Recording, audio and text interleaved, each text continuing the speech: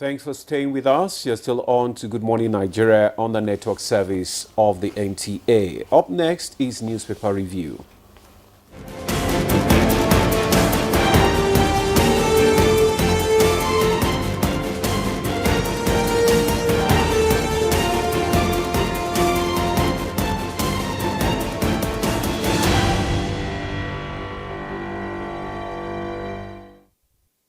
All right, thank you for joining us on Good Morning Nigeria, and of course, time to welcome Chukwudi Ubaja, who managed to be with us this morning. Chukwudi, thank you for coming. What's it like on the way?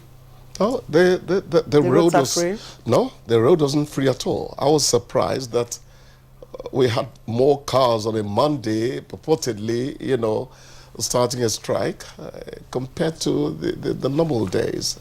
Quite a reasonable amount of cars on the road. Yes. So there's no managing at all. Yeah, it tells you that private businesses are really growing in Abuja. That's what it means. That's what it means. I agree with you.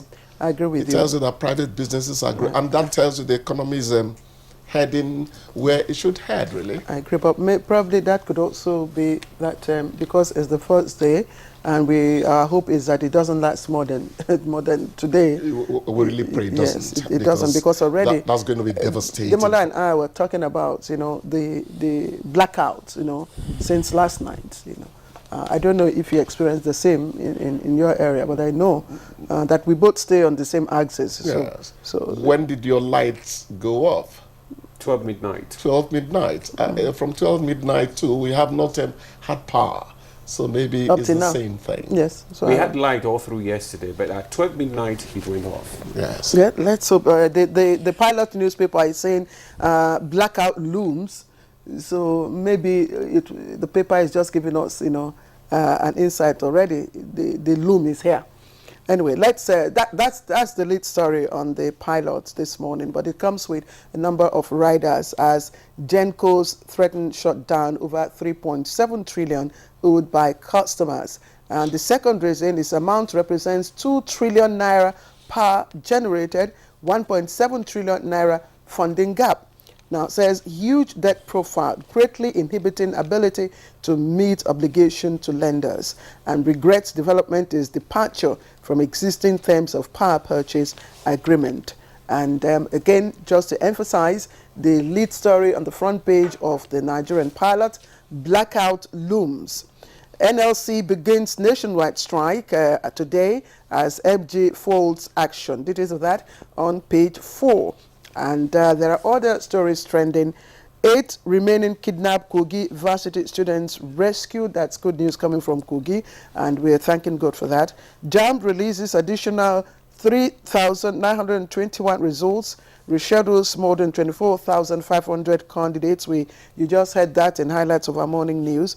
And state police sure way out of nationwide security challenges.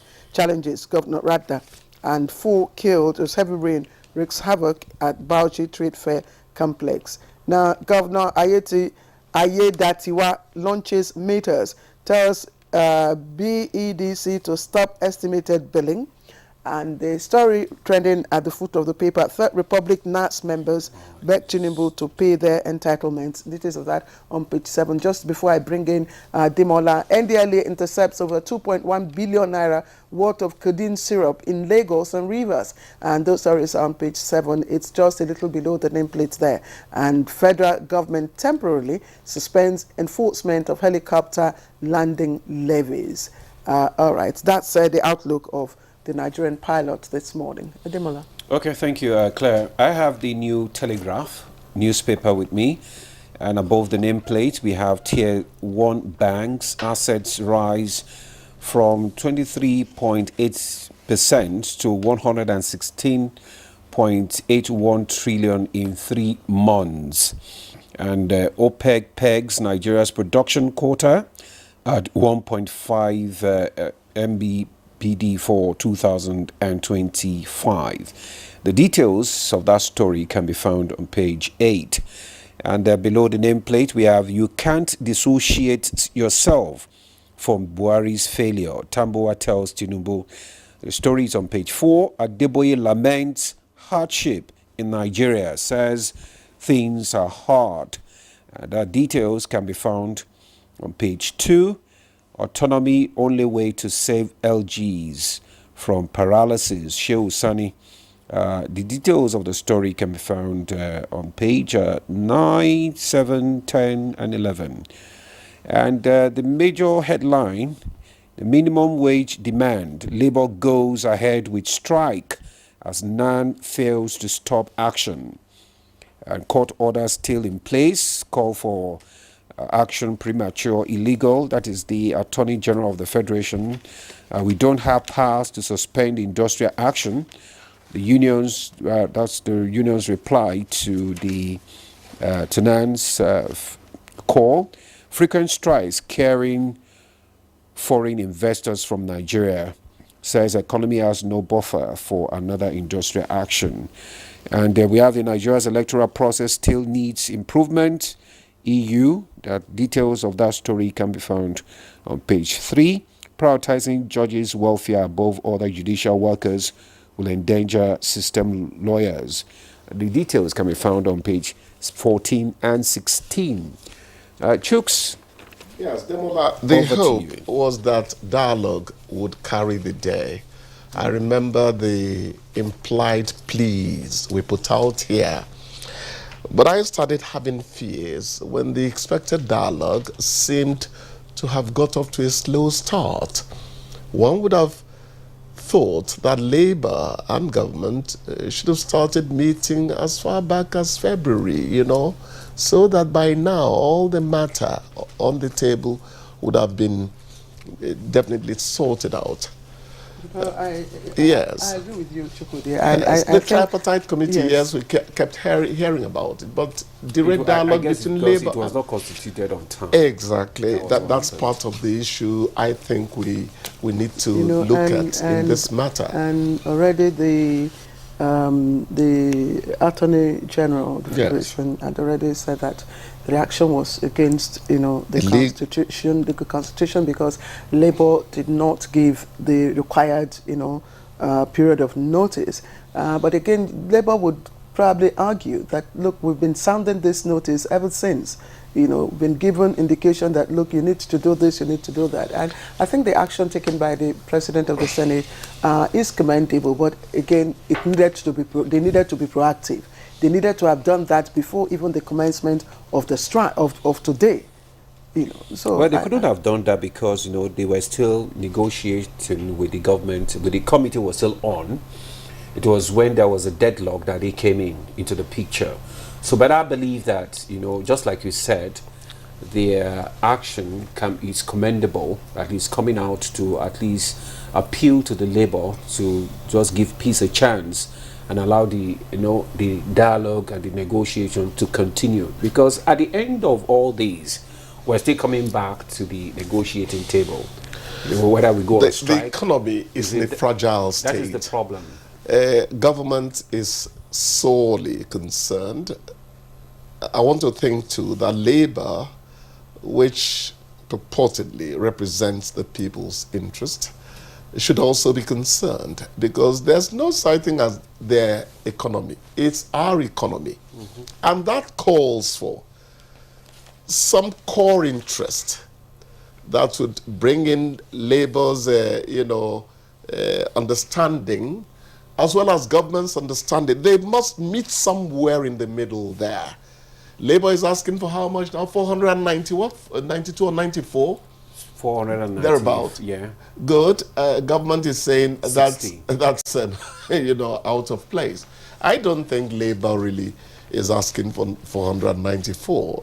Verbally, that's what but Labour knows that 494 will introduce super hyperinflation. Actually, they are actually is negotiation again. Yes. So that at the end of the day, government would not compress it too much to the 59,000 naira they are talking about. I think they went that far because they are, thinking that at the end of the negotiations, at least they will give room for negotiations. That's why they went that high. And at the end, they might come down to about 150 to 200. That's what they are looking at.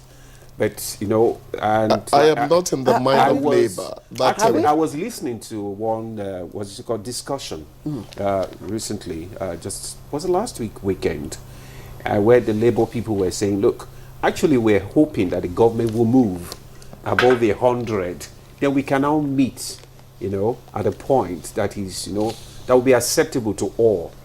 They are not that actually insisting on that 490. They couldn't possibly insist on 400. That would be almost laughable. Have we but also, it's a bargaining chip have we for also, them. Have we also thought about that Labour could also be saying, look, we understand that the economy is very fragile. We understand that what we are asking really is, you know, might not be feasible. But again, that government may be, you know, foot dragging and not showing some form of commitment to agreement. If government had, you know, probably shown signs, you know, set up the committee, you know, on time, you know, did other things on time and said, look, okay, probably Labour would understand. I said, okay, there's some sense of commitment. There's some sense of, you know, responsibility, you know, and sincerity by government. So let us look at what is, you know, implementable. I'm thinking in that form because everybody knows, you know, the state of our economy. Everybody knows what is going on and how government is trying, you know, to shore up and bring down the inflation. But again, the tone coming out from the National Assembly, from the negotiations, is that, well, the President of the Senate and members of the Assembly had, you know, made their plea. They called on Labour to call off the strike. Labour has said, okay, we've heard you, we've heard your plea with demands, but for today, that was yesterday, we cannot do anything. So we have to go back to NEC and see. So we are only hoping and putting our hands together, you know, fingers crossed, that when Labour meets NEC today, we'll be having some form of, you know, positive response that will be, you know. I think too that Labour is beginning to cultivate the yearning for Mr. President to step into these matters. Okay, Chooks, we're sorry.